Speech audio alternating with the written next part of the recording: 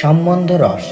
নন্দ মহারাজ এবং মা যশোদা প্রমুখ ব্রজবাসীদের মধ্যে পরমেশ্বর ভগবান শ্রীকৃষ্ণের প্রতি আদর্শ পিতৃত্ব ও মাতৃত্ব অভিমানের দিব্যভাব দেখা যায়। প্রকৃতপক্ষে কেউই শ্রীকৃষ্ণের মাতা অথবা পিতা হতে পারেন না, কিন্তু ভক্তের এই ভাবকে বাৎসল্য রসামিত কৃষ্ণপ্রেম বলা হয়। বৃষ্ণিবংশীয়রাও, এখানে বৃষ্ণিবংশীয়রাও বলতে বোঝায় দ্বারকায় শ্রীকৃষ্ণের আত্মীয়রা, এইভাবে দ্বারা ভাবিত ছিলেন। সুতরাং বাৎসল্য রসে শ্রীকৃষ্ণের প্রতি স্বতঃস্ফূর্ত অনুরাগ দ্বারকায় বৃষ্ণীয় বংশীয় ও ব্রজবাসী উভয়ের মধ্যেই দেখা গিয়েছিল। বৃষ্ণী ও ব্রজবাসীরা শ্রীকৃষ্ণের প্রতি যে স্বতঃস্ফূর্ত অনুরাগ প্রদর্শন করেছেন তা তাদের নিত্যভাব। বৈধিভক্তির স্তরে এই অনুরাগের আলোচনা করার কোনো প্রয়োজন নেই, কেননা অধিক উন্নত অবস্থাতেই কেবল তা স্বতঃস্ফূর্তভাবে প্রকাশিত হয়। স্বতঃস্ফূর্ত ভগবৎ সেবার যোগ্যতা।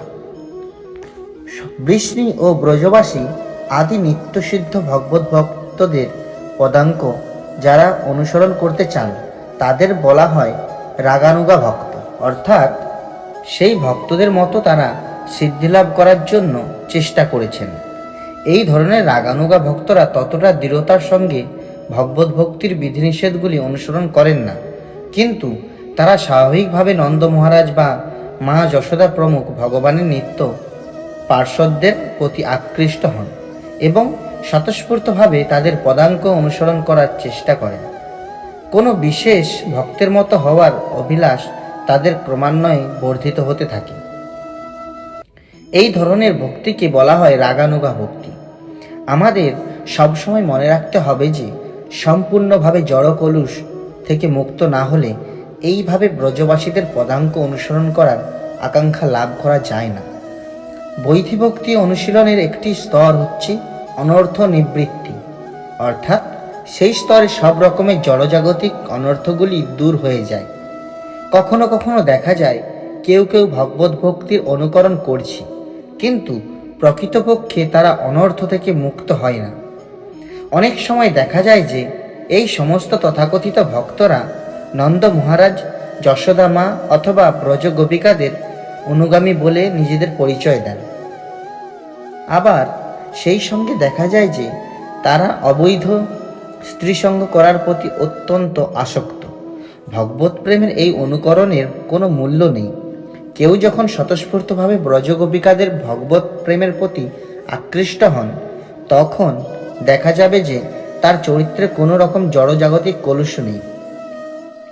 তাই প্রথমে সকলেরই উচিত শ্রী গুরুদেবের নির্দেশ ও শাস্ত্রের নির্দেশ অনুসারে বৈধিভক্তি অনুশীলন করা। সব রকম জড়কলুষ থেকে সম্পূর্ণরূপে মুক্ত হওয়ার পরই কেবল বৃন্দাবনে ভগবত পার্শ্বদের পদাঙ্ক অনুসরণ করা সম্ভব।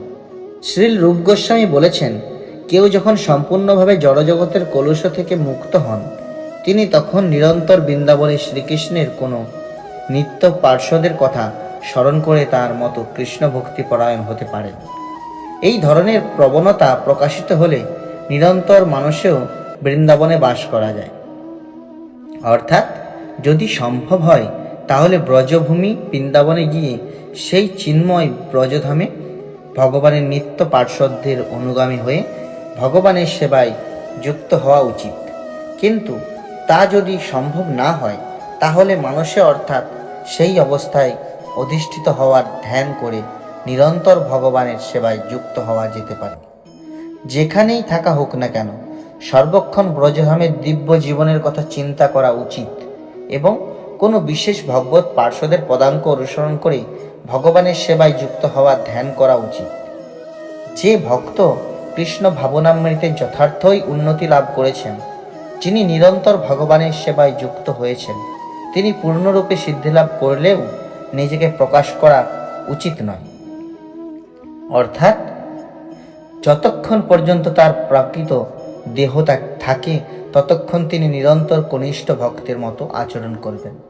শুদ্ধ ভক্তদেরও বৈধিভক্তি আচরণ করা উচিত, কিন্তু যখন ভগবানের সম্পর্কিত হয়ে তিনি তার যথার্থ স্বরূপ উপলব্ধি করেন, তখন বৈধি ভক্তি অনুশীলন করে ভগবানের কোনো বিশেষ পার্শ্বদের তত্ত্বাবধানে অন্তরে ভগবানের সেবায় ধ্যান করেন এবং সেই পার্শ্বদের অনুগামী হয়ে ভগবানের প্রতি তার অন্তরের দিব্যভাব বিকশিত করেন।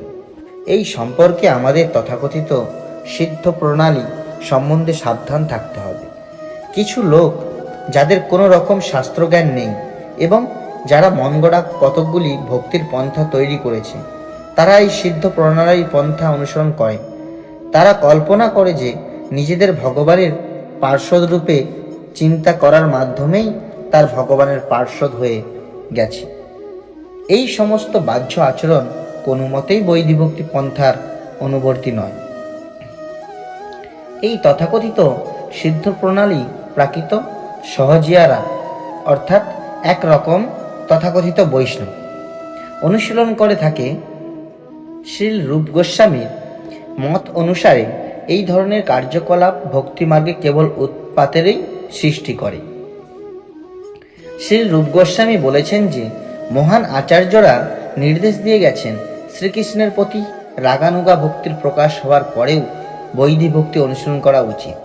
পূর্বেই উল্লেখ করা হয়েছে যে বৈধি ভক্তির 9টি সাধনাঙ্গ আছে এবং তদনুযায়ী স্বাভাবিক প্রবণতা অনুসারে ভগবত সেবায় যুক্ত হওয়া উচিত। উদাহরণস্বরূপ বলা যায়, কোনো মানুষের শ্রবণ করার প্রতি বিশেষভাবে আগ্রহ থাকতে পারে, অন্য কেউ কীর্তনে বিশেষভাবে আগ্রহী হতে পারে এবং অন্য কারো মন্দিরে ভগবানের সেবা করার প্রতি বিশেষ আগ্রহ দেখা যেতে পারে। সুতরাং সেইভাবে অর্থাৎ স্মরণ, পাদসেবন, বন্ধন, অর্চন, দাস্য, সখ্য, আত্মনিবেদন এর যে কোনো একটি পন্থা অবলম্বনে ঐকান্তিক আগ্রহ সহকারে ভগবানের সেবায় যুক্ত হওয়া যেতে পারে। এইভাবে সকলকেই তাদের স্বাভাবিক রুচি অনুসারে ভগবানের সেবা করা উচিত। কামানুগা ভক্তি বৃন্দাবনের গোপিকাদের অথবা দ্বারকার মহিষীদের পদাঙ্ক অনুসরণে যে ভগবত সেবা তাকে বলা হয় কামানুগা ভক্তি। এই ভগবত ভক্তিকে দুটি ভাগে ভাগ করা যায়। তার একটি হচ্ছে স্বকীয়া ও অপরটি হচ্ছে পরকীয়া। এই উভয় ক্ষেত্রেই গোলক বৃন্দাবনে মাধুর্য রসে ভগবানের সেবায় যুক্ত কোনো বিশেষ গোপিকার অনুগামী হতে হয়। মাধুর্য রসে পরমেশ্বর ভগবানের সঙ্গে সরাসরিভাবে যুক্ত হওয়াকে কেলি বলা হয়। এই কেলি কথাটির অর্থ হচ্ছে সরাসরিভাবে পরমেশ্বর ভগবানের সেবায় যুক্ত হওয়া। অনেক ভক্ত রয়েছেন যারা সরাসরিভাবে পরমেশ্বর ভগবানের সঙ্গে যুক্ত হতে চান না, কিন্তু গোপিকাদের সঙ্গে ভগবানের মধুর্য লীলা আস্বাদন করেন। এই ধরনের ভক্তরা কেবল গোপিকাদের সঙ্গে ভগবানের লীলাবিলাসের কথা শ্রবণ করে দিব্য আনন্দ লাভ করেন। শাস্ত্রের বিধি নিষেধের অনুসরণ করে যারা বৈধি ভক্তি অনুশীলন করেছেন, বিশেষ করে শ্রী মন্দির রাধাকৃষ্ণের আরাধনা করেছেন, তাদেরই হৃদয়ে কেবল কামানুগা ভক্তির প্রকাশ হয়। এই ধরনের ভক্তরা ধীরে ধীরে ভগবানের শ্রী বিগ্রহের প্রতি স্বতঃস্ফূর্ত প্রেম লাভ করেন এবং গোপিকাদের সঙ্গে ভগবানের মাধুর্য লীলাবিলাসের কাহিনী শ্রবণ করে তারা সেই লীলাবিলাসের প্রতি আকৃষ্ট হন। এই স্বতঃস্ফূর্ত আকর্ষণ যখন অত্যন্ত প্রবল হয়, তখন তিনি পূর্বোক্ত দুটি বিভাগের যে কোনো একটি বিভাগে অধিষ্ঠিত হন। শ্রীকৃষ্ণের প্রতি এই মাধুর্য প্রেম কেবল শ্রীলোকদের মধ্যেই প্রকাশিত হয় না। অপ্রাকৃত ভগবত প্রেমের সঙ্গে দেহের কোনো সম্পর্ক নেই। কোনো স্ত্রীলোক শ্রীকৃষ্ণের প্রতি সখ্যভাব লাভ করতে পারেন, তেমনি কোনো পুরুষ বৃন্দাবনে ব্রজ গোপিকার মতো শ্রীকৃষ্ণের প্রতি প্রেম প্রয়ণ হয়ে একজন গোপিকার রূপ প্রাপ্ত হতে পারেন। কি করে একজন পুরুষ ভক্ত গোপিকা হওয়ার বাসনা করতে পারেন, সেই সম্বন্ধে পদ্মপুরাণে বলা হয়েছে। পুরাকালে দণ্ডকারণ্যে বহু ঋষি ছিলেন। দণ্ডকারণ্য হচ্ছে সেই বন যেখানে শ্রী রামচন্দ্র পিতার আদেশে 14 বছরের জন্য বনবাসী হয়ে অবস্থান করেছিলেন। সেই সময়কার অনেক মহর্ষি শ্রী রামচন্দ্রের রূপের প্রতি আকৃষ্ট হয়েছিলেন এবং তারা কামনা করেছিলেন তারা যেন স্ত্রী শরীর প্রাপ্ত হয়ে ভগবান শ্রী রামচন্দ্রকে আলিঙ্গন করতে পারেন। পরবর্তীকালে শ্রীকৃষ্ণের অবতরণের সময় এই মহর্ষিরা গোলক বৃন্দাবনে শ্রীকৃষ্ণের সখী গোপবধূরূপে জন্মগ্রহণ করেন। এইভাবে তারা তাদের পারমার্থিক জীবনে সিদ্ধি লাভ করেন। দণ্ডকারণ্যের ঋষিদের কাহিনী এইভাবে বিশ্লেষণ করা হয়েছে। শ্রী রামচন্দ্র যখন দণ্ডকারণ্যে ছিলেন তখন যে সমস্ত ঋষিরা সেখানে ভগবত ভক্তি অনুশীলন করেছিলেন তারা তার রূপের প্রতি আকৃষ্ট হন এবং তাদের স্মৃতিপথে শ্রীকৃষ্ণের সঙ্গে মাধুর্য রসে লীলাবিলাস রত ব্রজ গোপিকাদের স্মৃতির উদয় হয়। তা থেকে স্পষ্টই বোঝা যায় যে দণ্ডকারণ্যে ঋষিরা ব্রজ গোপিকাদের মতো মাধুর্য রসে ভগবানের সঙ্গে সম্পর্কযুক্ত হতে চেয়েছিলেন। যদিও তারা পরমেশ্বর ভগবানকে শ্রীকৃষ্ণ ও শ্রী রামচন্দ্র এই উভয় রূপেই জানতেন। তারা জানতেন যে যেহেতু শ্রী রামচন্দ্র একজন আদর্শ রাজারূপে লীলাবিলাস করেছেন তাই তিনি একাধিক পত্নী গ্রহণ করতে পারেন না, কিন্তু শ্রীকৃষ্ণ যেহেতু বৃন্দাবনে লীলাবিলাস পরায়ণ পূর্ণ পুরুষোত্তম তাই তিনি তাদের সকলের সেই মনোবাসনা পূর্ণ করতে পারেন। সেই সমস্ত ঋষিরা উপলব্ধি করেছিলেন যে শ্রীকৃষ্ণের রূপ শ্রী রামচন্দ্রের থেকে অধিক মনোহর এবং তাই তারা পরবর্তী জীবনে শ্রীকৃষ্ণের সঙ্গ লাভ করার জন্য বৃন্দাবনে গোপী রূপে জন্মলাভ করার প্রার্থনা করেছিলেন। তাদের সেই প্রার্থনা শুনে শ্রী রামচন্দ্র মৌনতা অবলম্বন করেছিলেন। তার সেই মৌনতা থেকে বোঝা গিয়েছিল যে তিনি সেই সমস্ত ঋষিদের প্রার্থনা পূর্ণ করতে সম্মত হয়েছিলেন। এইভাবে তারা তাদের পরবর্তী জীবনে শ্রীকৃষ্ণের সঙ্গ লাভ করার জন্য শ্রী রামচন্দ্রের কৃপাশীর্বাদ লাভ করেছিলেন। এই আশীর্বাদের ফলে তারা গোকুলে ব্রজবাসীদের কন্যারূপে জন্মগ্রহণ করেন এবং তাদের পূর্বজন্মে বাসনা অনুসারে তারা শ্রীকৃষ্ণের লীলায় অংশগ্রহণ করে তার সঙ্গ লাভ করার সৌভাগ্য অর্জন করেন। এইভাবে শ্রীকৃষ্ণের মাধুর্য লীলায় অংশগ্রহণ করে তারা তাদের দিব্যভাব বিকশিত করে তাদের মানব জন্ম সার্থক করেছিলেন। প্রেম ভক্তিকে দুটি ভাগে ভাগ করা হয়, যথা স্বামী স্ত্রী রূপে স্বকীয়া প্রেম এবং প্রেমিক প্রেমিকা রূপে পরকীয়া প্রেম। শ্রীকৃষ্ণের পত্নী রূপে যার ভগবত প্রেম বিকশিত হয় তিনি দ্বারকায় উন্নীত হয়ে ভগবানের মহিষী রূপে শ্রীকৃষ্ণের পার্শ্বদত্ত লাভ করেন এবং শ্রীকৃষ্ণের প্রেমিকা রূপে যাদের প্রেম বিকশিত হয় তারা গোলক বৃন্দাবনে উন্নীত হয়ে গোপিকা রূপে শ্রীকৃষ্ণের লীলায় অংশগ্রহণ করার পরম সৌভাগ্য অর্জন করেন। এখানে খুব সতর্কতার সঙ্গে একটি জিনিস আমাদের বুঝতে হবে যে গোপী অথবা মহিষী রূপে শ্রীকৃষ্ণের প্রতি মাধুর্য প্রেম পরায়ণ হওয়া কেবল স্ত্রীলোকদের ক্ষেত্রেই সীমিত নয়, পুরুষদের পক্ষেও সেই ভাব বিকশিত করা সম্ভব, যা দণ্ডকারণ্যে ঋষিদের মাধ্যমে প্রমাণিত হয়েছে। কেউ যদি প্রেম ভক্তির ভগবানের সঙ্গে সম্পর্কযুক্ত হতে চান কিন্তু গোপিকাদের পদাঙ্ক অনুসরণ না করেন তাহলে তিনি দ্বারকায় উন্নীত হয়ে ভগবানের সঙ্গ লাভ করবেন।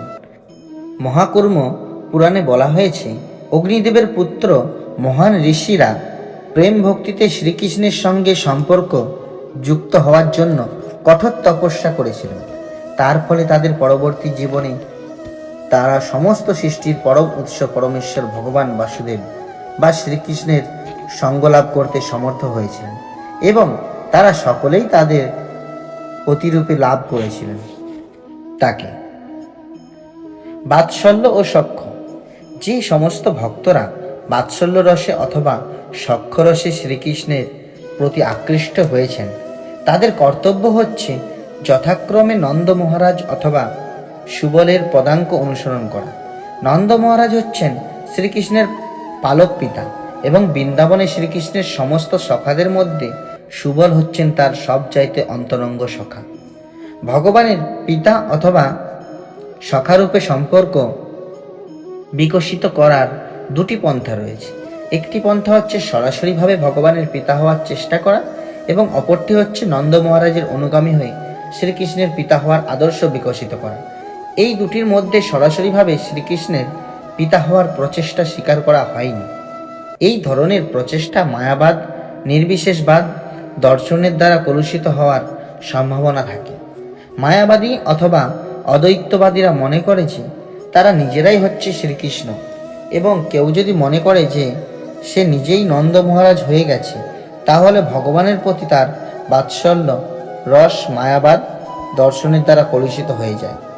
মায়াবাদী দার্শনিকদের মনোভাব অপরাধজনক এবং কোনো অপরাধী ভগবানের রাজ্যে প্রবেশ করে ভগবানের সঙ্গ লাভ করতে পারে না।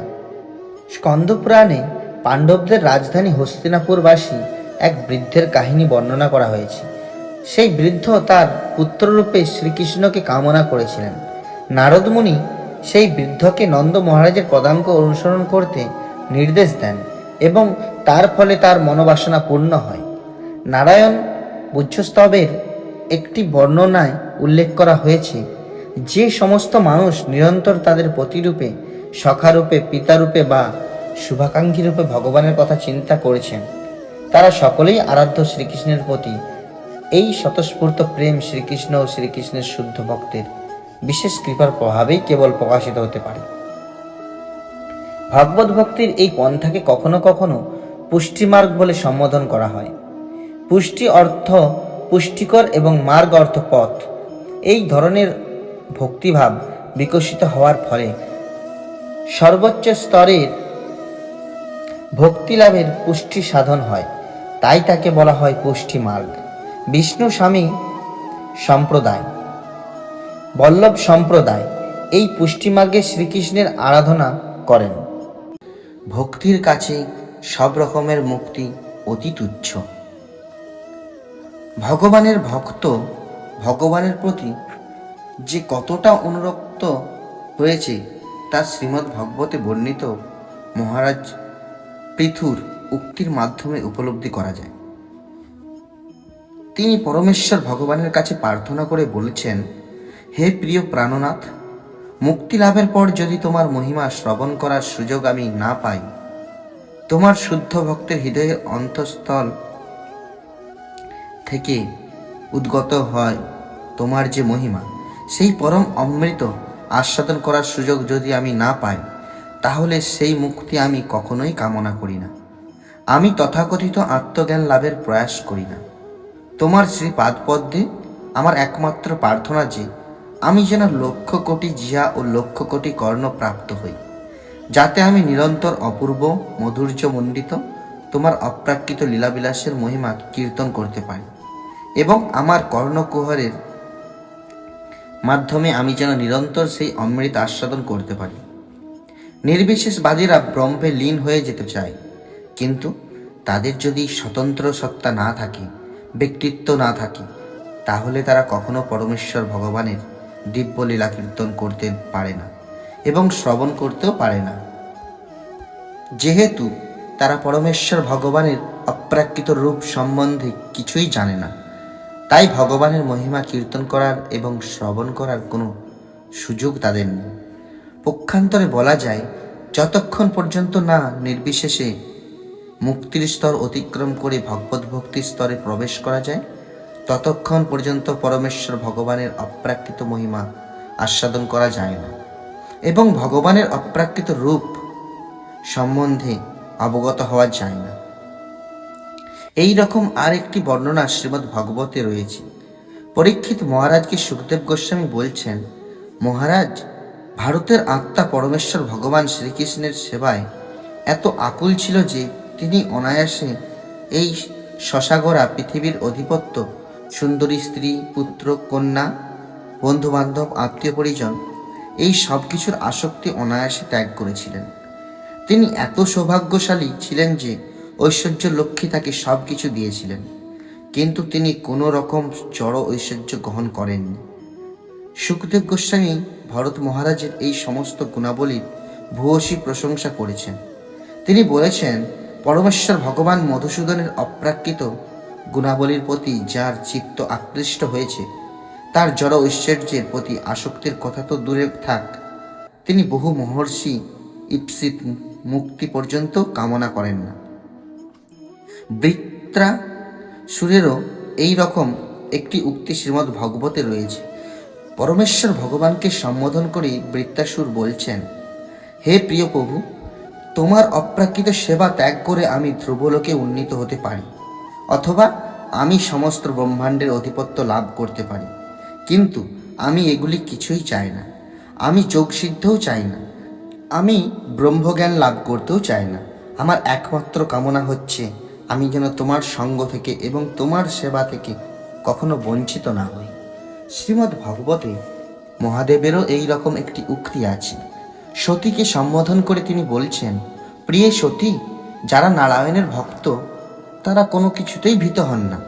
তারা যদি উচ্চলোকে উন্নীত হন, অথবা যদি জড়বন্ধন থেকে মুক্ত হন, অথবা তারা যদি নিম্নতর লোকে অধঃপতিত হন, যে পরিবেশেই থাকুক না কেন তারা কোনো কিছুতেই ভীত হন না, কারণ তারা নারায়ণের চরণাশ্রয় গ্রহণ করেছেন।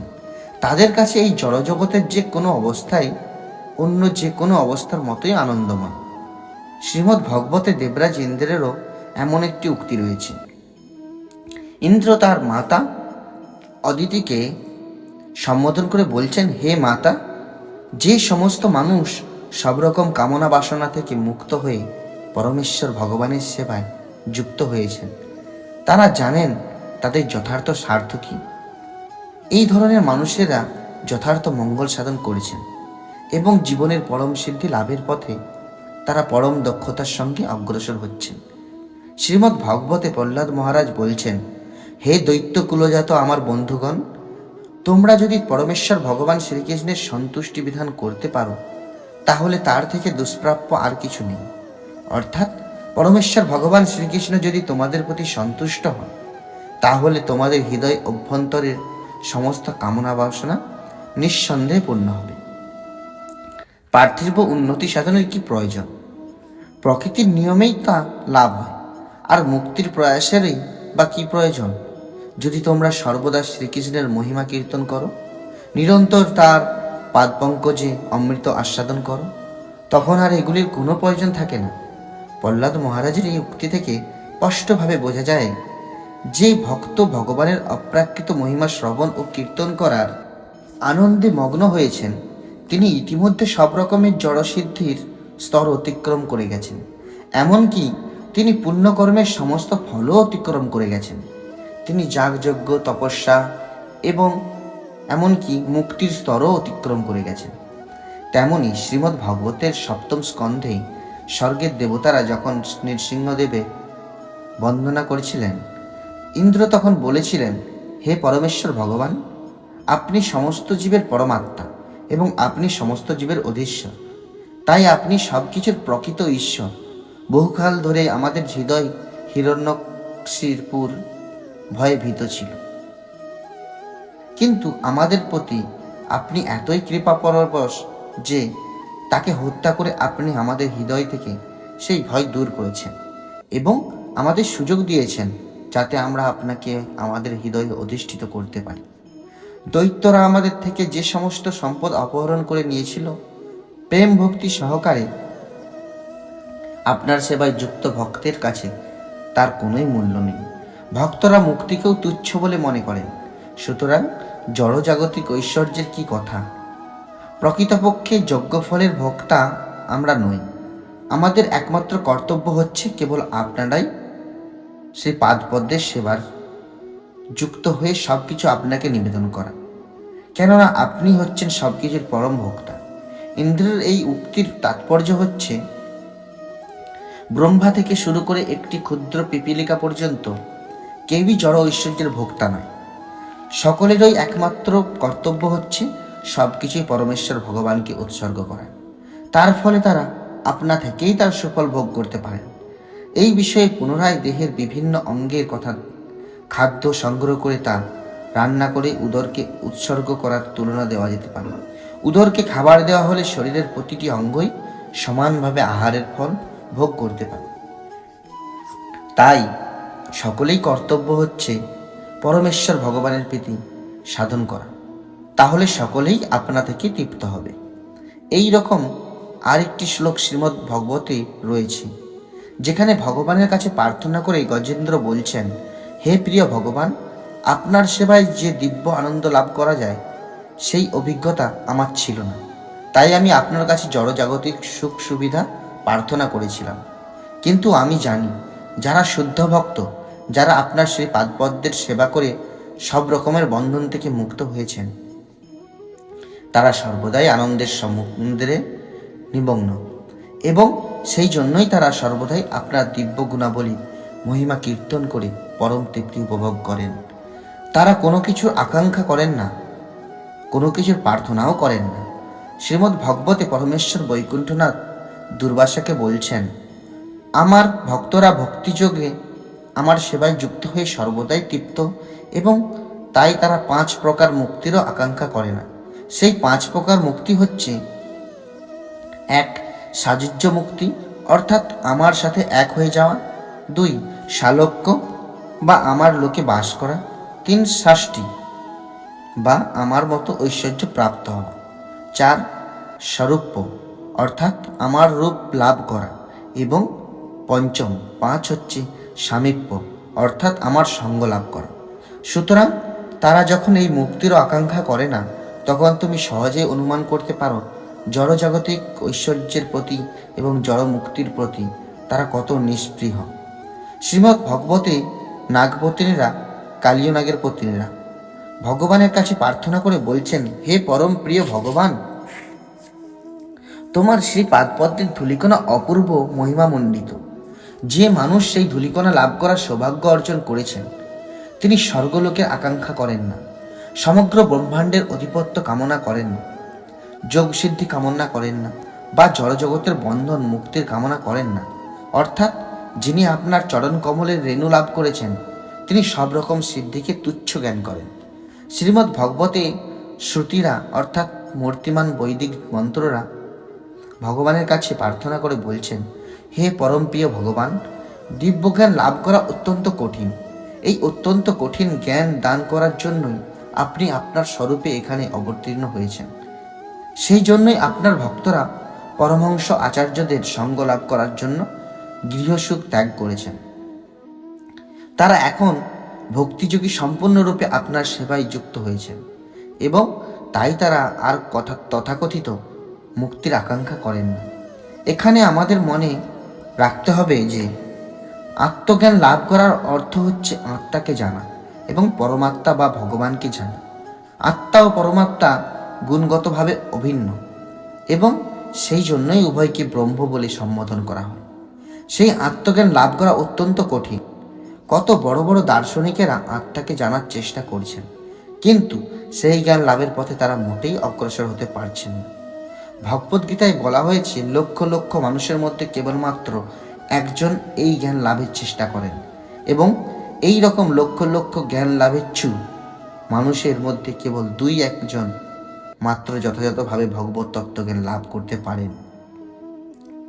তাই এই শ্লোকে বলা হয়েছে যে আত্মজ্ঞান লাভ করা অত্যন্ত কঠিন, কিন্তু তা সহজলভ্য করার জন্য পরমেশ্বর ভগবান তার শ্রীকৃষ্ণ রূপে অবতীর্ণ হন, এবং ব্যক্তিগতভাবে অর্জুনের মতো পার্ষদকে এই জ্ঞান দান করেন, যাতে জনসাধারণ এই জ্ঞান লাভ করতে পারে।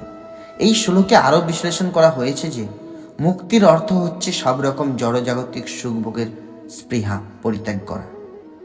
যারা নির্বিশেষবাদী, তারা কেবল জড় পরিবেশ থেকে মুক্ত হয়েই সন্তুষ্ট থাকে, কিন্তু ভগবত ভক্ত অপ্রাকৃত স্তরে অধিষ্ঠিত হয়ে ভগবানের অপূর্ব মধুর্য মণ্ডিত লীলা শ্রবণ ও কীর্তন করে দিব্য আনন্দে মগ্ন হন। তখন জড়বন্ধন থেকে অনায়াসে মুক্তি লাভ হয়।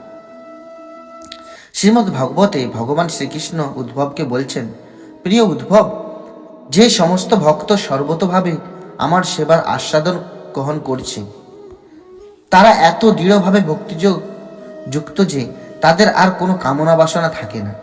তাদের যদি 4 প্রকার চিন্ময় ঐশ্বর্য প্রদান করা হয়, তারা তা গ্রহণ করতে অস্বীকার করে।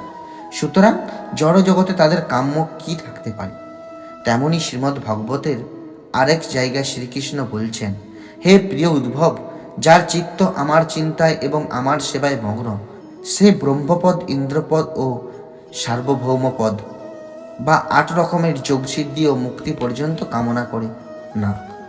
শ্রীমদ্ ভগবতের 12 স্কন্ধে 10ম অধ্যায়ের 6ষ্ঠ শ্লোকে মহাদেব দেবীকে বলছেন, হে দেবী, মহর্ষি মার্কণ্ডেয় পরমেশ্বর ভগবানের অতি অনন্য ভক্তি লাভ করছেন, এবং তাই তিনি আর কোনো রকম বর লাভের, এমনকি মুক্তিরও প্রত্যাশী নন।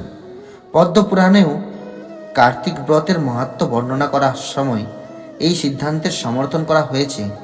কার্তিক মাসে বৃন্দাবনে ভগবান শ্রীকৃষ্ণের দামোদর রূপের উপাসনা করার নির্দেশ দেওয়া হয়েছে।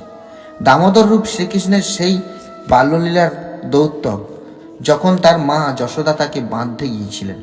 কৃষ্ণের চাঞ্চল্যে রুষ্ট হয়ে মা যশোদা তাকে দড়ি দিয়ে বেঁধেছিলেন। তাই তার আরেকটি নাম ছিল দামোদর। দামোদর শব্দটির অর্থ হচ্ছে দড়ি, এবং মা যশোদা শ্রীকৃষ্ণের উদর দড়ি দিয়ে বেঁধেছিলেন বলে তার নাম দামোদর। কার্তিক মাসে ভগবান দামোদরকে প্রার্থনা করে বলা হয়, হে প্রিয় প্রভু, আপনি হচ্ছেন সমস্ত বরদাতাদের ঈশ্বর। ব্রহ্মা ও শিব আদি দেবতারা কখনো কখনো তাদের ভক্তদের বর দান করে থাকেন। যেমন শিব রাবণকে অনেক বর দান করেছিলেন এবং ব্রহ্মা হিরণ্যকশিপুকে বর দান করেছিলেন। কিন্তু ব্রহ্মা ও শিব পরমেশ্বর ভগবান শ্রীকৃষ্ণের বরের উপর নির্ভরশীল। তাই শ্রীকৃষ্ণকে সমস্ত বরদানকারীদের ঈশ্বর বলে সম্বোধন করা হয়েছে। শ্রীকৃষ্ণ ইচ্ছা করলেই তার ভক্তদের সব কিছু দিতে পারেন, কিন্তু তবু তার ভক্ত তার কাছে কোনো কিছুই প্রার্থনা করেন না।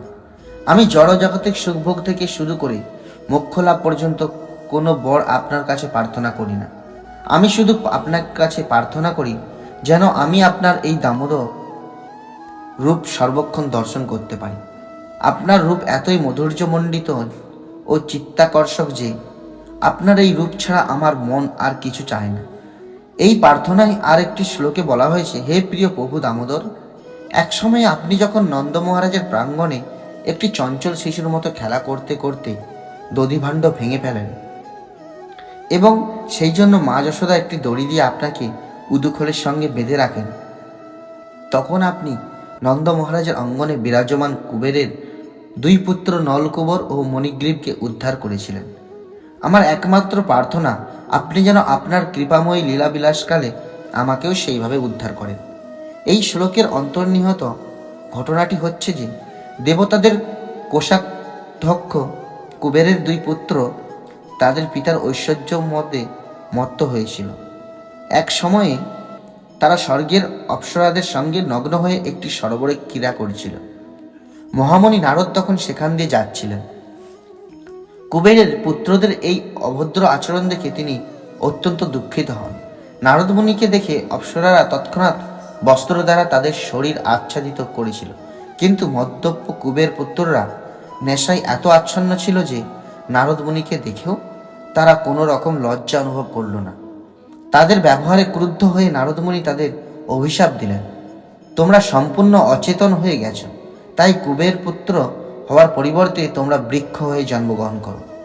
নারদ মুনির দ্বারা এইভাবে অভিশপ্ত হয়ে কুবের পুত্রদের চেতনা হলো এবং দেবর্ষি নারদের কাছে ক্ষমা ভিক্ষা করতে লাগলো। তখন নারদ তাদের বললেন, দুটি অর্জুন বৃক্ষরূপে নন্দ মহারাজের অঙ্গনে তোমরা জন্মগ্রহণ করবে। নন্দ মহারাজের পুত্ররূপে কৃষ্ণ যখন প্রকট হবেন তখন তিনি তোমাদের উদ্ধার করবেন। প্রকারান্তরে নারদ মুনির অভিশাপ বড়ে পরিণত হলো, কারণ এই অভিশাপের ফলে কুবের পুত্রদ্বয় শ্রীকৃষ্ণের কৃপা লাভের সুযোগ পেল। কুবের পুত্ররা তখন নন্দ মহারাজের অঙ্গনে যমলার্জুন রূপে জন্মগ্রহণ করল। ভক্ত নারদ মুনি বাণীর সত্যতা বজায় রাখার জন্য ভগবান দামোদর উদুখল দিয়ে সেই বৃক্ষ দুটিকে উৎপাটন করে তাদের উদ্ধার করেন। তার ফলে নলকুবর ও মণিগ্রীব ভগবানের দর্শন লাভ করে ভগবানের কৃপা ভাজনের হয়ে মহাভাগবতে পরিণত হলেন এবং উৎপাটিত বৃক্ষ থেকে বেরিয়ে এসে তারা ভগবান শ্রী দামোদরের প্রার্থনা করতে লাগলেন। হৈশীর্য পঞ্চরাত্রে একটি শ্লোকে বর্ণনা করা হয়েছে, হে পরম প্রিয় পরমেশ্বর ভগবান, ধর্ম আচরণ করার জন্য আমি কোনো বর প্রার্থনা করি না। আমি অর্থনৈতিক উন্নতিও কামনা করি না। আমি ইন্দ্রিয় সুখ ভোগ চাই না এবং মোক্ষও কামনা করি না।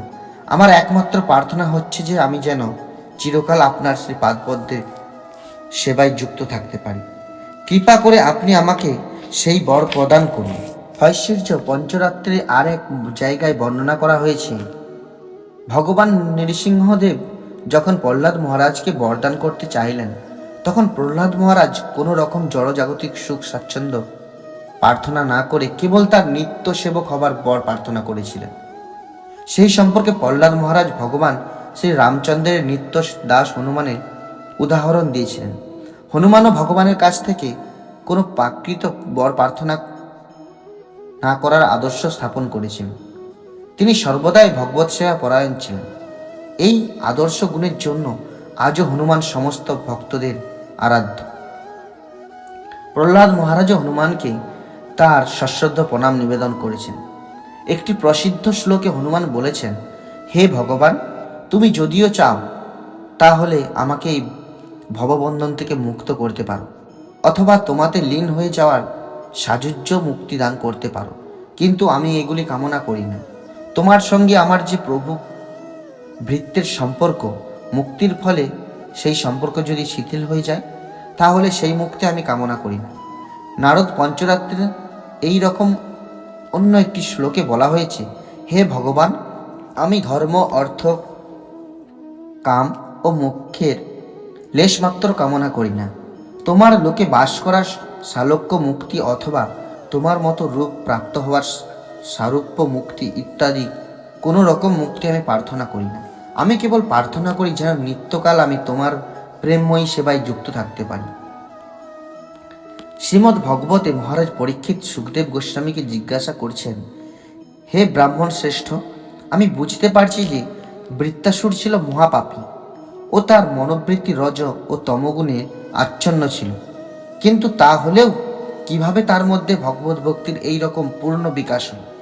আমি শুনেছি যে কঠোর তপস্যা করেও সিদ্ধযোগী ও পূর্ণজ্ঞানী মুক্ত পুরুষদেরও ভগবানের ভক্ত হওয়ার জন্য সাধন করতে হয়। এই ধরনের ভগবত ভক্ত নিঃসন্দেহে অত্যন্ত দুর্লভ।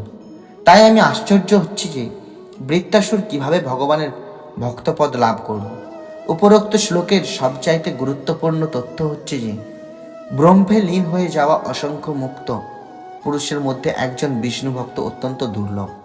কোটি কোটি মুক্ত পুরুষের মধ্যে কোনো একজন ভাগ্যবান কেবল ভগবত ভক্ত হতে পারেন।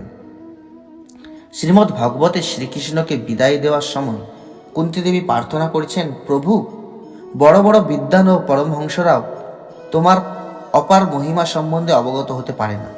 নির্মল চিত্ত মুনিরাও তখন তোমাকে জানতে পারে না। তখন আমার মতো স্ত্রীলোকেরা কিভাবে তোমার কীর্তি জানতে পারবে? আমরা কিভাবে তোমার মহিমা সম্বন্ধে অবগত হতে পারব? এই শ্লোকে বিশেষ জ্ঞাতব্য বিষয় হচ্ছে যে মহান জ্ঞানী ও মুক্ত পুরুষেরাও ভগবানকে জানতে পারেন না। কুন্তী দেবীর মতো বিনয়ী ভক্তরাই কেবল তাকে জানতে পারেন।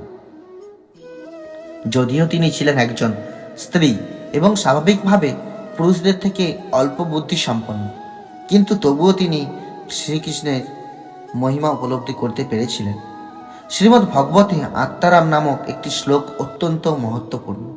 এই আত্মারাম শ্লোকে বর্ণনা করা হয়েছে যে প্রাকৃত বন্ধন থেকে পূর্ণরূপে মুক্ত হওয়া সত্ত্বেও আত্মারাম মুক্ত পুরুষেরা ভগবান শ্রীকৃষ্ণের দিব্যগুণের প্রতি আকৃষ্ট হন। এই শ্লোকে বিশ্লেষণ করা হয়েছে যে মুক্ত পুরুষদের জড় সুখভোগের প্রতি কোনো আসক্তি থাকে না। তারা সব রকম জড় কামনা বাসনা থেকে সম্পূর্ণ মুক্ত, কিন্তু তবুও তারা পরমেশ্বর ভগবানের অপ্রাকৃত লীলা শ্রবণ ও উপলব্ধি করার আকর্ষণ প্রতিহত করতে পারেন না। তার থেকে আমরা বুঝতে পারি যে পরমেশ্বর ভগবানের মহিমা ও লীলা প্রকৃত নয়। তা না হলে মুক্ত পুরুষেরা যাদের আত্মারাম বলা হয় তারা কেন এই লীলার প্রতি আকৃষ্ট হবেন? সেটি হচ্ছে এই শ্লোকের বক্তব্য। মুক্তি 5 রকমের, যা পূর্বেই বর্ণনা করা হয়েছে। সেগুলি হচ্ছে 1 সাযুজ্য, 2 সালোক্য, 3 সারূপ্য, 4 শাস্ত্রী, 5 সামীপ্য। এই 5 প্রকার মুক্তির মধ্যে ভক্ত কখনোই সাযুজ্য মুক্তি গ্রহণ করেন না। অন্য 4 রকম মুক্তি যদিও ভক্তরা কামনা করেন না, কিন্তু সেগুলি ভগবত ভক্তির প্রতিকূল নয়। এই 4 প্রকার মুক্তিপ্রাপ্ত মুক্ত পুরুষেরাও ভগবান শ্রীকৃষ্ণের প্রতি অনুরক্ত হয়ে অপ্রাকৃত জগতে গোলক বৃন্দাবনে উন্নীত হতে পারেন। পক্ষান্তরে বলা যায়, যারা ইতিমধ্যে বৈকুণ্ঠ লোকে উন্নীত হয়েছেন এবং এই 4 রকমের মুক্তি লাভ করেছেন, তাদের চিত্তেও পরমেশ্বর ভগবান শ্রীকৃষ্ণের প্রতি অনুরাগের উদয় হতে পারে এবং তার ফলে তারা কৃষ্ণলোকে উন্নীত হতে পারেন। সুতরাং এই 4 রকম মুক্ত পুরুষেরাও জীবনের বিভিন্ন অবস্থায় অধিষ্ঠিত থাকতে পারেন। প্রথমে তারা শ্রীকৃষ্ণের ঐশ্বর্য লাভের আকাঙ্ক্ষী হতে পারেন, কিন্তু পরিপক্ক অবস্থায় তাদের হৃদয়ে বৃন্দাবনের শুদ্ধ নির্মল কৃষ্ণপ্রেমের উদয় হয়, যা সুপ্ত অবস্থায় তাদের মধ্যে ছিল। অতএব শুদ্ধ ভক্ত ভগবত ভক্তির অনুকূল হলে অন্য 4 রকমের মুক্তি কদাচিৎ গ্রহণ করতে পারেন, কিন্তু তারা কখনো সাযুজ্য মুক্তি কামনা করেন না। নানা রকম ভগবত ভক্তের মধ্যে তিনি হচ্ছেন সর্বোত্তম। যিনি বৃন্দাবনে শ্রীকৃষ্ণের স্বয়ংরূপে এর প্রতি আসক্ত। এই ধরনের ভক্তরা কখনো বৈকুণ্ঠের ঐশ্বর্যের প্রতি আকৃষ্ট হন না, এমনকি শ্রীকৃষ্ণের রাজধানী দ্বারকার প্রতিও তারা আকৃষ্ট নন। শ্রীল রূপ গোস্বামী সিদ্ধান্ত হচ্ছে, যে সমস্ত ভক্ত ভগবানের গোকুল বা বৃন্দাবন লীলার প্রতি আসক্ত তারাই হচ্ছেন সর্বোত্তম ভক্ত। ভগবত ভক্ত ভগবানের কোনো বিশেষ রূপের প্রতি আসক্ত হওয়ার ফলে তিনি আর অন্য কোনো রূপের প্রতি আসক্ত হন না। দৃষ্টান্ত স্বরূপ বলা যায়, রামভক্ত হনুমান জানতেন যে ভগবান শ্রী রামচন্দ্র ও ভগবান শ্রী নারায়ণের মধ্যে কোনো পার্থক্য নেই, কিন্তু তবুও তিনি কেবল ভগবান শ্রী রামচন্দ্রের সেবারই অভিলাষী ছিলেন। তার কারণ হচ্ছে ভগবানের বিশেষ রূপের প্রতি ভক্তের বিশিষ্ট রুচি। ভগবানের অনন্ত রূপ রয়েছে, কিন্তু শ্রীকৃষ্ণ রূপ হচ্ছে তার স্বয়ং রূপ। যদিও ভগবানের ভিন্ন ভিন্ন রূপের সমস্ত ভক্তরা সমপর্যায়ভুক্ত, কিন্তু তবুও শাস্ত্রে বলা হয়েছে যে কৃষ্ণ ভক্তই হচ্ছেন সর্বশ্রেষ্ঠ। দাবানল গ্রাস। কৃষ্ণ ও বলরাম যখন তাদের সখাদের সঙ্গে বৃন্দাবনের বনে নানা রকম লীলাবিলাস করছিলেন, তখন একদিন গাভীরা স্বাধীনভাবে বিচরণ করতে করতে নতুন ঘাসের লোভে গভীর অরণ্যে প্রবেশ করল। ছাগল, গরু এবং মহিষেরা বন থেকে বনান্তরে প্রবেশ করতে করতে ইসিকাটবি নামক বনে প্রবেশ করল। এই বনটি ছিল সুন্দর সবুজ ঘাসে পূর্ণ এবং তাই তারা সেই বনের প্রতি আকৃষ্ট হয়েছিল। কিন্তু যখন তারা সেখানে প্রবেশ করল, তখন তারা বুঝতে পারল যে সেই বনে দাবানল জ্বলে উঠেছে। ভয়ে তখন তারা ক্রন্দন করতে লাগলো। এদিকে কৃষ্ণ, বলরাম এবং গোপবালকেরা তাদের পশুদের না দেখতে পেয়ে অত্যন্ত উৎকণ্ঠিত হয়ে উঠলেন। তাদের জীবিকার উপায়স্বরূপ পশুরা বিনষ্ট হওয়ার আশঙ্কায় গোপবালকেরা ক্ষুব্ধ চিত্তে এবং দন্তের দ্বারা ছিন্ন তৃণ এবং গরুর খুরের চিহ্ন অনুসরণ করতে করতে তাদের খুঁজতে লাগলেন। অচিরেই তারা গাভীদের ক্রন্দন শুনতে পেলেন। কৃষ্ণ গাভীদের নাম ধরে উচ্চস্বরে ডাকতে লাগলেন। কৃষ্ণের ডাক শুনে গাভীরা তৎক্ষণাৎ হর্ষান্বিত হয়ে সাড়া দিল, কিন্তু ইতিমধ্যে দাবানল তাদের ঘিরে ফেলেছে এবং সে পরিস্থিতি তখন অত্যন্ত ভয়ঙ্কর বলে মনে হলো। তীব্র গতিতে হাওয়া বইছিল, তাই খুব তাড়াতাড়ি আগুন ছড়িয়ে পড়তে লাগলো এবং মনে হলো যে স্থাবর জঙ্গম এবং কিছুই যেন সেই সর্বগ্রাসী অগ্নিগ্রাস করবে। সমস্ত গাভী এবং গোপবালকেরা অত্যন্ত ভীত হয়ে পড়ল এবং একজন মরণোন্মুখ মানুষ পরমেশ্বর ভগবানের ছবির দিকে যেভাবে তাকিয়ে থাকে, তারা ঠিক সেই রকম সকরুণভাবে বলরামের দিকে তাকালো। তারা বলল, প্রিয় কৃষ্ণ ও বলরাম, এই আগুনের তাপে আমরা দগ্ধ হচ্ছি। এখন আমরা তোমাদের শ্রী পাদপদ্মের শরণাগত হচ্ছি। আমরা জানি যে এই মহাভয় থেকে তোমরা আমাদের রক্ষা করতে পারো। হে প্রিয় সখা কৃষ্ণ, আমরা তোমার অন্তরঙ্গ সখা, তাই আমাদের এইভাবে বিপদগ্রস্ত করা সমীচীন নয়। আমরা সকলেই সর্বতোভাবে তোমার ওপর নির্ভরশীল এবং কে কিভাবে ধর্ম আচরণ করে তা তুমি জানো। তোমাকে ছাড়া আমরা আর কিছুই জানি না। পরমেশ্বর ভগবান তার সখাদের এই আবেদন শুনলেন এবং তাদের প্রতি কৃপাদৃষ্টি বর্ষণ করে তিনি তাদের আশ্বাস দিলেন যে ভয়ের কোনো কারণ নেই। তারপর যোগেশ্বর শ্রীকৃষ্ণ পরমেশ্বর ভগবান মুখবেদন করে তৎক্ষণাৎ সেই দাবানল গ্রাস করে ফেললেন। সমস্ত গাভী এবং গোপবালকেরা এইভাবে অবশ্যভাবী মৃত্যুর হাত থেকে রক্ষা পেল। ভয়ে গোপবালকেরা প্রায় অচেতন হয়ে পড়েছিল, কিন্তু যখন তারা তাদের চেতনা ফিরে পেল এবং তাদের চোখ খুলে তাকালো, তখন তারা দেখল যে কৃষ্ণ, বলরাম এবং গাভীদের সঙ্গে তারা সেই বনে রয়েছে। এইভাবে তাদের গাভীসহ প্রচণ্ড দাবানল থেকে রক্ষা পেয়ে তারা অত্যন্ত আশ্চর্য হলো। তারা মনে মনে ভাবল যে কৃষ্ণ নিশ্চয়ই সাধারণ বালক নন, তিনি অবশ্যই কোনো দেবতা হবেন। সন্ধ্যাবেলা গোপসখা এবং গাভীসহ কৃষ্ণ ও বলরাম বাঁশি বাজাতে বাজাতে বৃন্দাবনে ফিরে এলেন। তাদের ফিরে আসতে দেখে ব্রজগোপিকারা অত্যন্ত আনন্দিত হলেন। সারাদিন ধরে কৃষ্ণ যখন গোচরণ ভূমিতে গাভী চড়াতেন এবং গোপ বালকদের সঙ্গে খেলা করতেন, তখন ব্রজগোপিকারা সারাক্ষণ তার কথা ভাবতেন এবং তার বিরহে এক নিমেষকে তাদের এক যুগ বলে মনে হতো। রাধে রাধে। আজকে এই পর্যন্তই। পরের দিন আবার একটা ভগবানের কাহিনী নিয়ে আপনাদের কাছে আসব।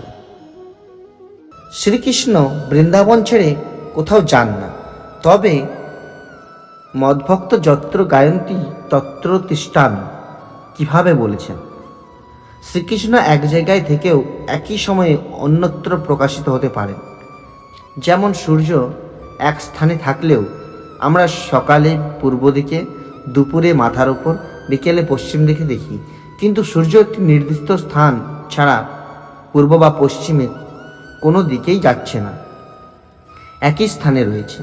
রাত্রে আমরাই সূর্যের বিপরীত দিকে থাকি বলে সূর্যকে দেখি না, যদিও সূর্য একই জায়গায় বরাবর রয়েছে। আবার পৃথিবীর কাছ থেকে বহু কোটি মাইল দূরে অবস্থান করলেও সূর্যকে আমরা আমাদের অনেক কাছেই প্রত্যক্ষ করি। এই জড়জগতেই দেখা যায় বহু দূর দূরান্তে অবস্থিত কোনো নির্দিষ্ট ব্যক্তির কাছে না গিয়েও তার সঙ্গে কথা বলা যায়, তার কথা নির্দেশ শোনা যায়, এমনকি তাকে দেখাও যায়। বেতার, দূরভাষ, দূরদর্শন ইত্যাদি এমনই কত যন্ত্র হচ্ছে তার দৃষ্টান্ত। তেমনি ভক্তিযোগের মাধ্যমে কোনো ভক্ত ভগবানের সঙ্গে কথা বলতে পারেন, ভগবানের নির্দেশ শ্রবণ করতে পারেন, ভগবানকে দর্শন করতে পারেন। সেই ভক্ত যে কোনো গ্রহে অবস্থান করুন না কেন। শ্রী ব্রহ্ম সংহিতায় শাস্ত্রে বলা হয়েছে, যদিও শ্রীকৃষ্ণ তার নিত্য গোলক বৃন্দাবন নিত্যকাল বিরাজ করেন, তবুও তিনি সর্বব্যাপক, এমনকি পরমাণুর মধ্যেও তিনি বিরাজমান। শ্রী ব্রহ্মা বলেছেন, সেই শ্রীকৃষ্ণ স্বরূপত এক তত্ত্ব হয়েও তার অচিন্ত শক্তি বলে অনন্ত কোটি ব্রহ্মাণ্ড সৃষ্টি করেন।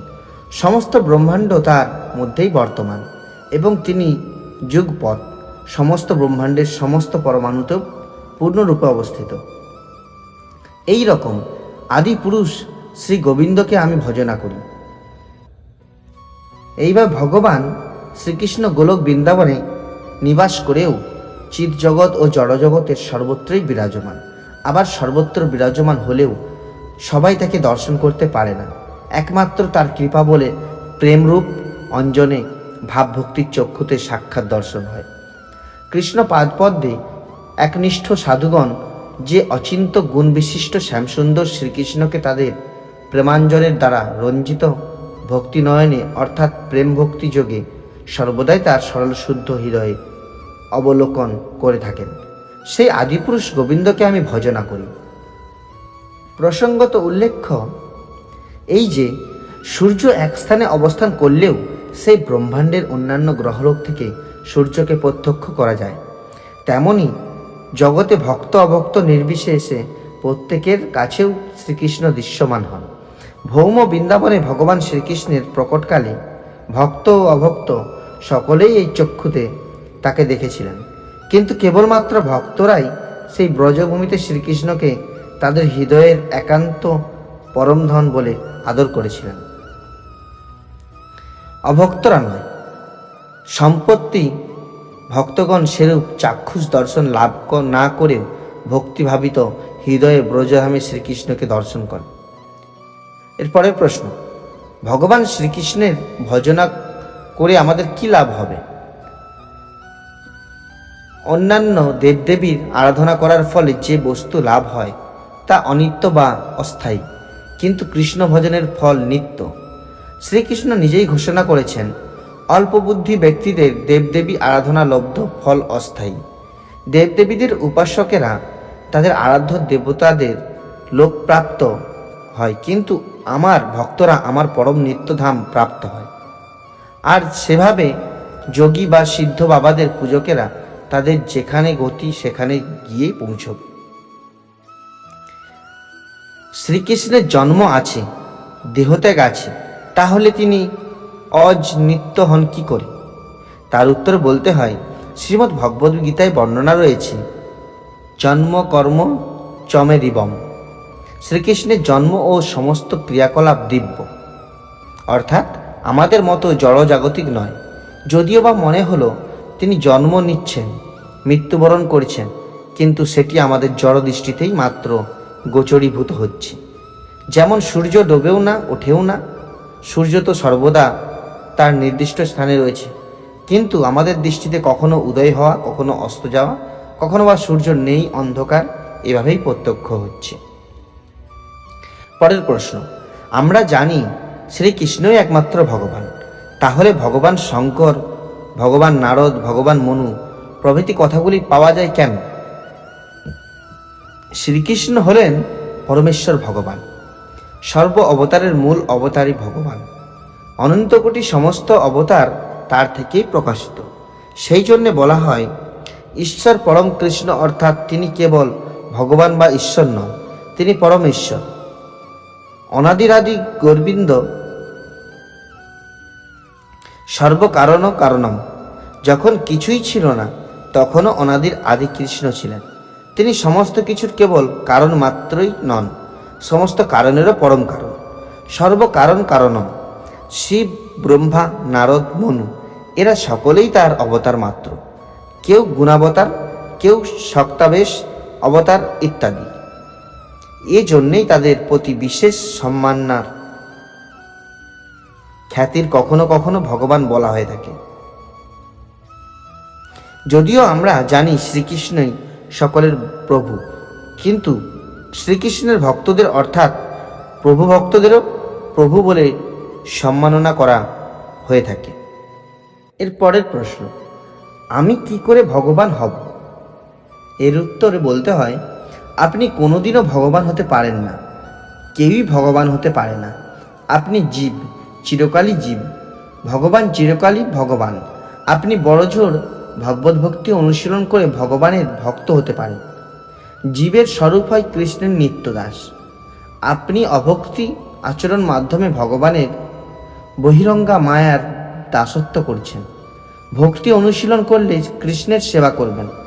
আসল স্বরূপটাই হচ্ছে কৃষ্ণের নিত্য সেবার অধিষ্ঠিত থাকা। একেলা ঈশ্বর কৃষ্ণ আর সব ভৃত্য। কৃষ্ণ পরমেশ্বর ভগবান, সবাই তার ভৃত্য। অন্য কেউ কৃষ্ণ হতে পারে না। জীব ভগবান হওয়ার বাসনা যেই উদ্রেক করল, অমনি সে দুঃখময় জড় মায়া জগতে পতিত হল। কৃষ্ণ ভুলি যেই জীব অনাদি বহির্মুখ, অতএব মায়া তারে দেহ দেয় সংসার দুঃখ। আবার এই সংসারবদ্ধ হয়েও ভগবান হওয়ার বাসনা করলে ভাগ্যে আরও অধিকতর দুঃখ জুটবে, তাতে কোনো সন্দেহ নেই। পরের প্রশ্ন, অনেকে বলেন পরম ঈশ্বর অব্যক্ত, অনাদি, অসীম ও অনন্ত, কিন্তু মাত্র 5000 বছর পূর্বে সসীম মানবরূপে আবির্ভূত শ্রীকৃষ্ণ কিভাবে পরমেশ্বর ভগবান হতে পারেন? উত্তর, শ্রীমদ্ ভগবতে বলা হয়েছে, ভগবানের আদি অন্ত নেই, বাহ্য অন্তর নেই, পূর্ব পশ্চাৎ নেই। তিনি সর্বব্যাপ্ত। যেহেতু তিনি কালের নিয়ন্ত্রণাধীন নন, তাই তার কাছে অতীত, বর্তমান ও ভবিষ্যতের কোনো পার্থক্য নেই। তিনি তার চিন্ময় স্বরূপে নিত্য বর্তমান। দ্বৈতভাবের অতীত পরমতত্ত্ব হওয়ার ফলেও যদিও তিনি সব কিছুরই কার্য ও কারণ, তবুও তিনি কার্যকারণের দ্বৈতভাব থেকে মুক্ত। সেই অব্যক্ত পুরুষ যিনি সমস্ত ইন্দ্রিয় অনুভূতির অতীত, তিনি এখন একটি নরশিশুরূপে আবির্ভূত হয়েছেন, আর মা যশোদা তাকে তার পুত্র বলে মনে করে দড়ি দিয়ে উদুখলে বেঁধে রেখেছেন। এভাবে অনাদি অব্যক্ত অসীম পরমেশ্বর শ্রীকৃষ্ণ মানুষের মতো লীলাবিলাস করেছেন, কিন্তু নির্বিশেষবাদী বা মায়াবাদীরা তাকে বুঝতে পারে না। তারা আদেও জানে না যে নির্বিশেষ ব্রহ্ম হচ্ছে পুরাণ পুরুষ শ্রীকৃষ্ণের অঙ্গজ্যোতি মাত্র। পরমেশ্বর শ্রীকৃষ্ণের উক্তি এই যে, আমি যখন পৃথিবীতে মানুষরূপে অবতীর্ণ হই, তখন মূর্খেরা আমাকে অবজ্ঞা করে। তারা আমার পরমভাব সম্বন্ধে অবগত নন। তারা আমাকে সমগ্র চরাচরের পরম ঈশ্বর বলে জানতে পারে না। পরের প্রশ্ন, কেউ কেউ বলেন জীবই ভগবান, সেটি কি ধরনের কথা? উত্তর, সেটি অজ্ঞ লোকের কথা। ভগবান অনন্ত বিশ্বের সৃষ্টিকর্তা, জীব হচ্ছে সৃষ্টির এক অধীন ক্ষুদ্র কণার মতো। ভগবান সর্বজ্ঞ, জীব অতি অল্পজ্ঞ বা অজ্ঞ। অতীত, বর্তমান, ভবিষ্যতে সব কিছুই ভগবান জানেন, কারণ তিনি কালের কর্তা। কাল ভগবানের অধীন, জীব কালের অধীন। অতএব কোনো বুদ্ধিমান ব্যক্তি বলতে পারেন যে জীবই ভগবান। কলিগ্রস্ত ব্যক্তিরই জীবে ভগবত বুদ্ধি এবং ভগবানে জীব বুদ্ধি হয়। পরের প্রশ্ন, কৃষ্ণ শব্দটির ব্যাখ্যা কি? তার উত্তর বলতে হয়, শ্রীধর স্বামী কৃষ্ণ শব্দের ব্যাখ্যায় লিখেছেন, যিনি জীবদেরকে মায়ার কবল থেকে আকর্ষণ করে নিজ নিত্যদাসে নিয়োগপূর্বক পরমানন্দ প্রদান করেন, তিনিই কৃষ্ণ। শ্রবণ ও স্মরণের প্রক্রিয়া। শ্রবণ, কৃষ্ণ ভাবনা অথবা ভগবত ভক্তি শুরু হয় শ্রবণের মাধ্যমে। সমস্ত মানুষকেই ভক্ত গোষ্ঠীতে এসে ভগবানের কথা শ্রবণ করার সুযোগ দেওয়া উচিত। ভগবত ভক্তির পথে উন্নতি সাধন করার জন্য এই শ্রবণের পদ্ধতি অত্যন্ত গুরুত্বপূর্ণ। কেউ যখন শব্দব্রহ্ম শ্রবণ করার জন্য তার কর্ণ বিবরকে যুক্ত করেন, তখন তিনি শীঘ্রই পবিত্র হন এবং তার হৃদয় কলুষমুক্ত হয়। শ্রী চৈতন্য মহাপ্রভু এই শ্রবণের মহত্বের ওপর গভীর গুরুত্ব আরোপ করেছেন। এই শ্রবণবদ্ধ জীবের হৃদয় পবিত্র করে, যার ফলে তিনি অচিরেই ভগবত ভক্তিতে যুক্ত হতে পারেন এবং ভগবত তত্ত্ববিজ্ঞান সম্বন্ধে অবগত হতে সমর্থ হন। গরুড় পুরাণে অতি সুন্দরভাবে শ্রবণের মহিমা বর্ণনা করে বলা হয়েছে, জড়জগতের বন্ধনে আবদ্ধ জীবের অবস্থা ঠিক একটি সর্পদংশনে অচেতন মানুষের মতো, কারণ এই দুটি অচেতন অবস্থায় মন্ত্রের প্রভাবে নিরাময় হতে পারে। কোনো মানুষকে যখন বিষাক্ত সর্প দংশন করে, তখন তৎক্ষণাৎ তার মৃত্যু হয় না। প্রথমে সে অচেতনভাবে আচ্ছন্ন হয়ে থাকে। জড় জগতের বন্ধনে আবদ্ধ মানুষও নিদ্রামগ্ন, কেননা তার যথার্থ স্বরূপ, তার কর্তব্য এবং ভগবানের সঙ্গে তার নিত্য সম্পর্কের কথা তার কিছুই মনে নেই। তাই বদ্ধজীবের মনে হচ্ছে মায়া সর্পের দংশনে অচেতন কৃষ্ণ ভক্তিবিহীন মৃতপ্রায় জীবন। কিন্তু এই তথাকথিত সর্পদংশনে মৃতপ্রায় মানুষদের মন্ত্র উচ্চারণের প্রভাবে পুনরুজ্জীবিত করা যায়। এই মন্ত্রবিদ্যার অনেক বিশারদ আছেন। ঠিক তেমনি হরে কৃষ্ণ কৃষ্ণ কৃষ্ণ হরে হরে, হরে রাম রাম রাম হরে হরে, এই মহামন্ত্র শ্রবণ করার ফলে যে কেউ মৃতপ্রায় অচেতন অবস্থা থেকে পুনরায় কৃষ্ণ ভাবনাময় স্বরূপে পুনরুজ্জীবিত হতে পারে। শ্রীমদ্ ভাগবতের চতুর্থ স্কন্ধে ভগবানের লীলা শ্রবণের মহিমা সম্বন্ধে শ্রী সুখদেব গোস্বামী পরীক্ষিতকে বলেছেন, হে রাজন, যে স্থানে মহান আচার্যরা ভগবানের অপ্রাকৃত লীলাসমূহ আলোচনা করেন, সেই স্থানে বাস করা উচিত এবং সেই সমস্ত মহাত্মাদের মুখচন্দ্র থেকে নিঃসৃত কৃষ্ণলীলা রসসুধার ধারা কর্ণপুটের মাধ্যমে আহর্নিশি পান করা উচিত।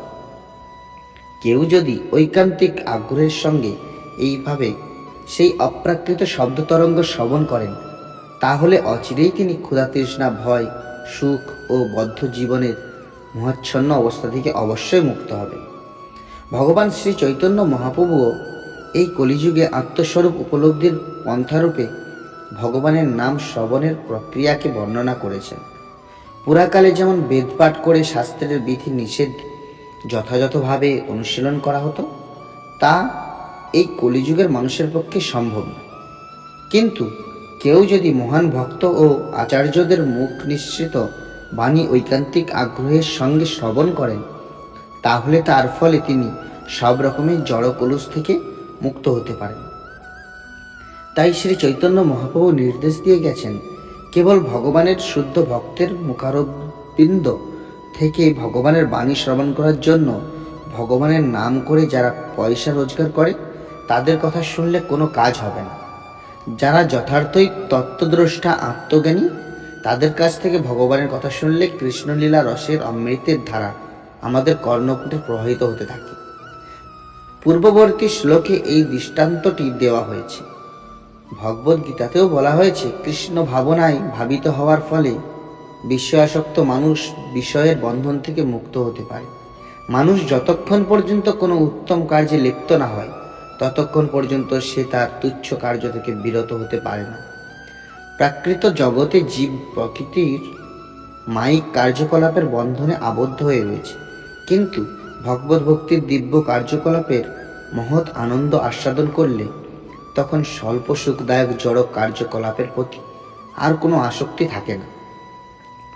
কুরুক্ষেত্রের রণাঙ্গনে অর্জুনকে শ্রীকৃষ্ণ যে উপদেশ দিয়েছিলেন, সাধারণ মানুষের কাছে মনে হবে সেটি যেন দুই বন্ধুর মধ্যে কথোপকথন, কিন্তু প্রকৃতপক্ষে তা পরমেশ্বর ভগবান শ্রীকৃষ্ণের মুখচন্দ্র থেকে নিঃসৃত অমৃতের ধারা। সেই অমৃত প্রবাহ অর্জুন শ্রবণের মাধ্যমে গ্রহণ করেছিলেন এবং তার ফলে তিনি সব রকম জড় সমস্যার মোহ থেকে মুক্ত হয়েছিলেন। শ্রীমদ্ ভগবতের দ্বাদশ স্কন্ধে বলা হয়েছে, যে মানুষ উত্তম শ্লোক ভগবান শ্রীকৃষ্ণের প্রতি শুদ্ধ ভক্তি লাভের অভিলাষী, তার কর্তব্য হচ্ছে সর্বক্ষণ তার অপ্রাকৃত গুণাবলীর মহিমা শ্রবণ করা। তার ফলে অবশ্যই হৃদয়ের সমস্ত কলুষ বিদূরিত হয়। ভগবানের কৃপার প্রত্যাশী হওয়া।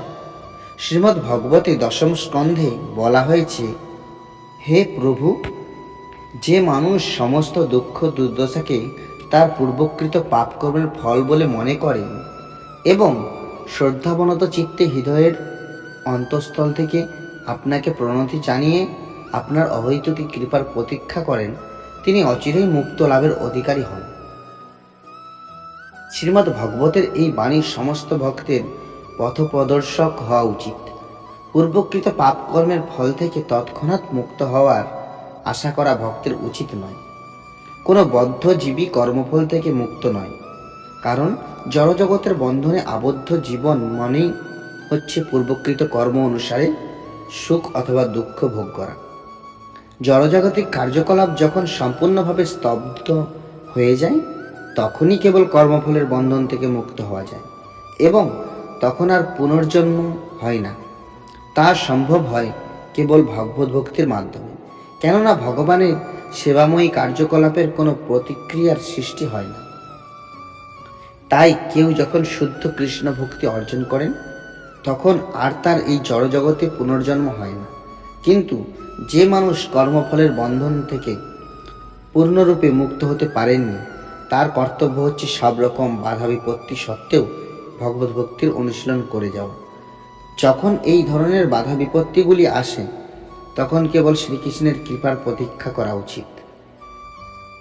শ্রীকৃষ্ণের কৃপাই হচ্ছে তখন একমাত্র সান্ত্বনা।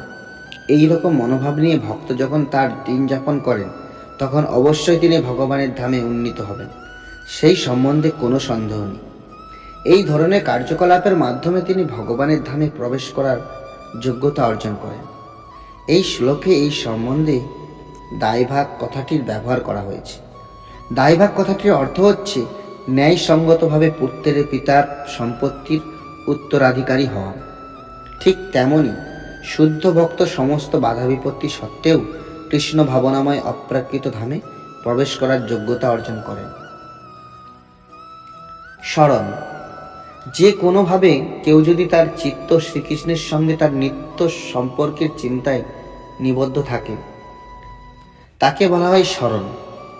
এই স্মরণ সম্বন্ধে বিষ্ণু পুরাণে খুব সুন্দর করে বলা হয়েছে, কেবলমাত্র পরমেশ্বর ভগবানকে স্মরণ করার ফলে জীবের সর্ব অভীষ্ট সিদ্ধ হয়। তাই সেই অজ নিত্য শাশ্বত পরমেশ্বর ভগবানকে আমি স্মরণ করতে চাই। পদ্মপুরাণেও এই স্মরণ সম্বন্ধে বিশ্লেষণ করে বলা হয়েছে, পরমেশ্বর ভগবান শ্রীকৃষ্ণের শ্রী পাদপদ্মে আমি আমার সশ্রদ্ধ প্রণাম নিবেদন করি, কারণ জীবিত অবস্থায় বা মৃত্যুর ক্ষণে কেউ যদি তাকে স্মরণ করেন তাহলে তিনি সব রকমের পাপ থেকে মুক্ত হন। ধ্যান। ধ্যানের অর্থ হচ্ছে পরমেশ্বর ভগবানের রূপ, গুণ, লীলা আদির চিন্তায় মনকে নিমগ্ন করে তার সেবায় যুক্ত হওয়া। রূপহীন, গুণহীন কোনো কিছুর কল্পনা করা বা শূন্যের কল্পনা করা ধ্যান নয়। বৈদিক শাস্ত্রের নির্দেশ অনুসারে ধ্যানের অর্থ হচ্ছে পরমেশ্বর ভগবান বিষ্ণুর রূপ দর্শনে চিত্তকে সম্পূর্ণরূপে নিবদ্ধ করা।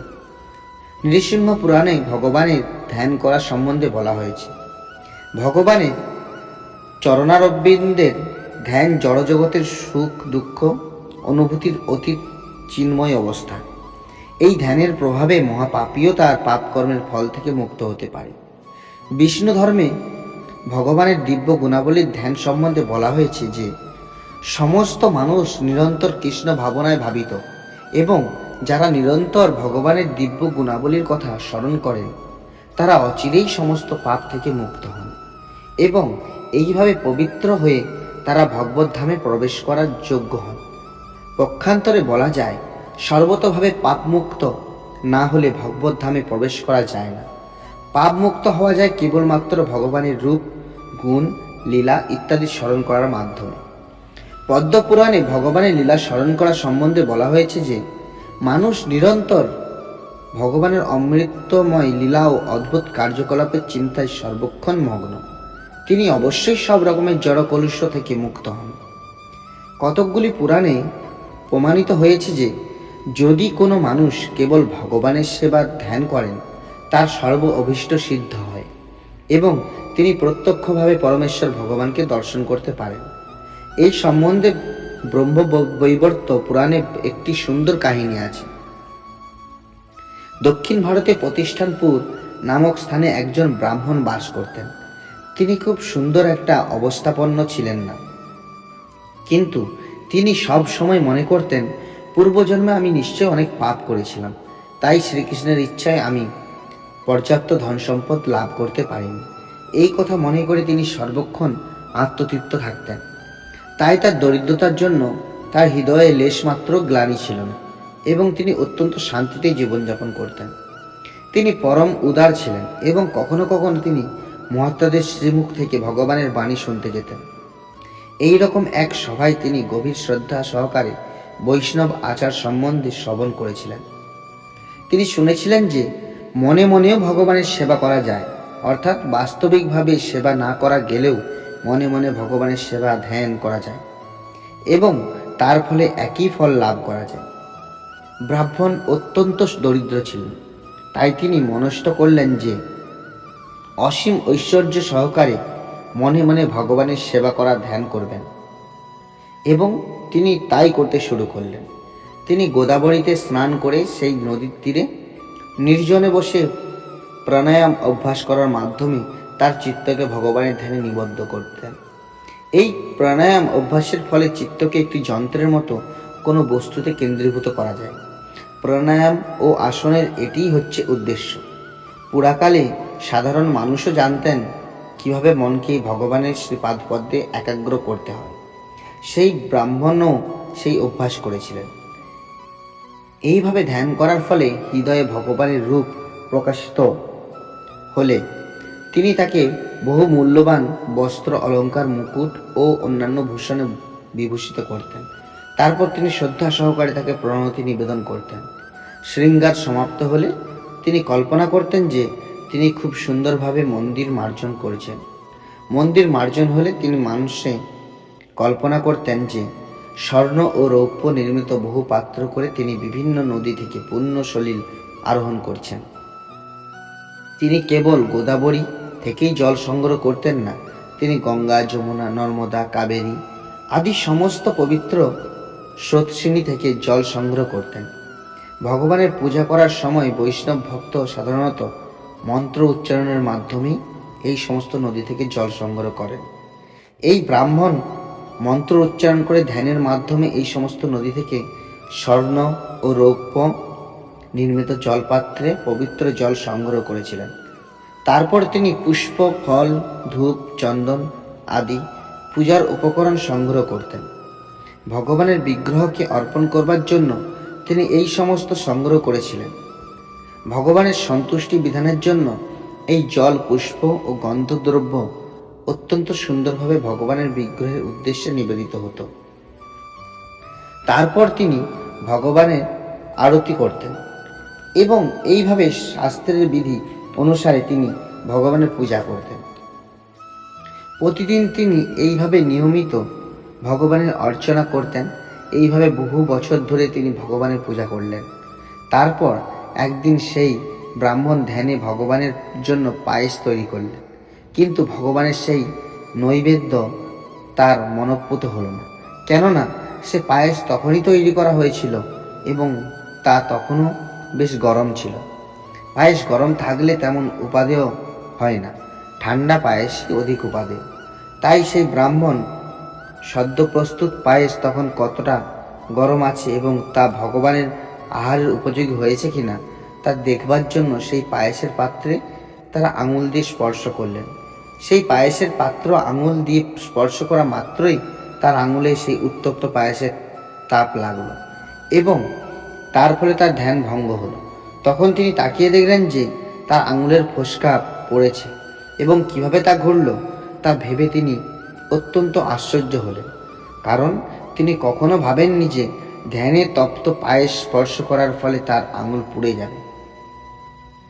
এইভাবে তিনি যখন ভাবছিলেন তখন বৈকুণ্ঠের লক্ষ্মীর পার্শ্বে উপবিষ্ট ভগবান নারায়ণ ঈষৎ হাসলেন। ভগবানকে এইভাবে হাসতে দেখে সৌভাগ্যের অধিষ্ঠাত্রী লক্ষ্মী দেবী অত্যন্ত উৎসুক হয়ে ভগবান নারায়ণকে তার হাসির কারণ জিজ্ঞাসা করলেন। ভগবান তৎক্ষণাৎ তার সেই প্রশ্নের উত্তর দিলেন না।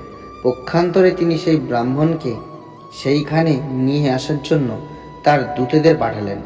বৈকুণ্ঠ লোক থেকে তৎক্ষণাৎ নারায়ণের কাছে সেই ব্রাহ্মণকে নিয়ে আসার জন্য একটি বিমান প্রেরণ করা হলো। তারপর ব্রাহ্মণকে যখন ভগবানের সামনে নিয়ে আসা হলো তখন ভগবান লক্ষ্মী দেবীকে সমস্ত ঘটনা বললেন।